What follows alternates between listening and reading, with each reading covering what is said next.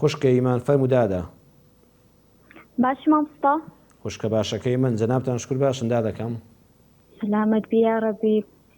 مامۆستا من دوو پرسیارم هەبوو. خوشکی خۆم پرسیاری یەکەمت. وڵا مامۆستا ئەمن دوو ڕەمەزان دەبی بینم لەگەر برادرت خۆم نییە. بەڵێ. ئەوجا دەبیست پرسیار بکەم یعنی ئەم ڕۆژی خۆم قبوڵە ئەم لەبەر مەسلحەتی خۆم قسەی لەگەر وی ناکەم یان بینم لەگەری نییە. ئەخ بۆچی قسەی لەگەڵا ناکەی؟ حکمەتەکەی چییە؟ هۆکارەکەی چییە؟ ئەگە قسەی لەگەڵا بکەی زەرری ئاینی لێ دەکەوێت، زەرری ئەخلاقی لێ دەکەوێت، زەرری مادی لێ دەکەوێت، یان هەر ڕخوقینێکە ئینسان جاری وایە لەسەر عاجزبوونێکی ئاسایی دڵی گەردەگرێ و دەیکا بە حەقێک لە دڵیە. ئەم دوو بابەتانە جیاوازن. لە درێژەی بەرنامەکە ئینشەڵڵا قسەت بۆ دەکەم. بەتەکید وڵا دەمزانی یعنی مەسلحەتی منی ناوێ دەمزانی کەسە چکووە لەبەر هەندێک پێم خۆش نەبوو. زۆر یعنی لە درم گران بوو کەسێکی دووڕوو بوو پێم خۆش بوو زۆر بینم لەگەری هەبی. بەسەر چاو ئینشەڵڵا من قسەت بۆ دەکەم و وەڵامت دەدەمەوە بەسەر چاو. پرسیاری دووەمت. مامۆستا من ئەو سار دەبمە پۆلی 12 ئینشەڵڵا. خۆی گەورە موفەق بکە باواتی خۆت بگەی ئینشەڵڵا خوا کارت بۆ ئاسان کە. زۆر مەمنون. وڵا ینی زۆر دەترسم زۆر ترسم لە دەریا دەترسم یعنی شان زۆر خۆنی پێوە دەبینم یعنی هەندزار دەرەمە داکەم ئەگەر ئەمن دەرەجەکی باش نینم مێشکم لە دەست دەدام. لە پۆلەکانی تر چۆن بووی تا ئێستا تا 11 خوشکە؟ وڵی وەسەد بووی معنی زۆر باش نەبووم بەس ئەین زۆر دەترسم لە پۆل 12 لەوەی خراپتر بوو.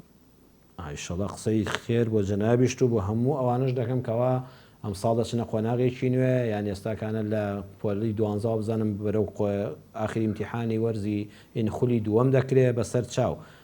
گوێبیستی برای خۆت بە ئینشەڵڵا قسەیەکی خێرت بۆ دەکەم بەسەر چاو. ئینشەڵڵا ئینشەڵڵا. موفق بیا خۆ خوشکە ئیمان خوا ئاگادار بێ و ئیمان سەلامەت بێ خۆ لەگەڵ بەسەر چاو. خوشکە ئیمان دەڵێت دوو ڕەمەزانە بەینم لەگەڵ برادەرێکم نییە.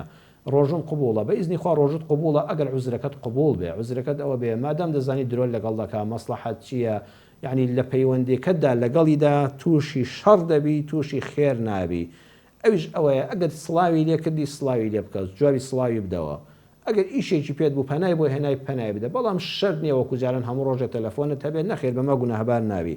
سیلەی ڕەحم و ڕەفاقەت و ئەم شتانە بۆیە باشە تووشی خێربی کە زانی لەگەڵ فڵان کەسا قەت تووشی خێر نابی هەر مەرحەبایەکەی زەرەر تووشی شەڕ دەبی و تووشی غەیبەت و سوئی زەن و بوختانیش دەبی پێی وەڵا تەرچیکەی باشترە ئینشەڵڵا خوای گوناهێک لەسەر نانووسێ و خوش ئاگاداری نێتی ناو دڵەکانە.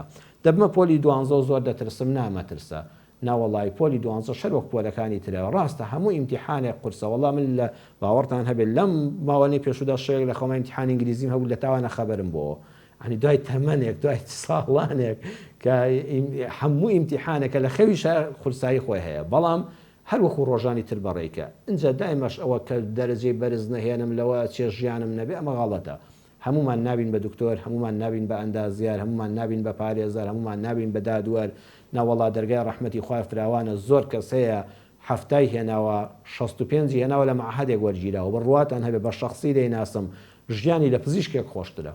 وەڵی خەڵک هەیە هەفتای هێناوە بۆتە مەساحێک ڕووپێوێک ژیانی لە ئەندازیارێکی مەعماری خۆشترە کە 9.9 هێناوە.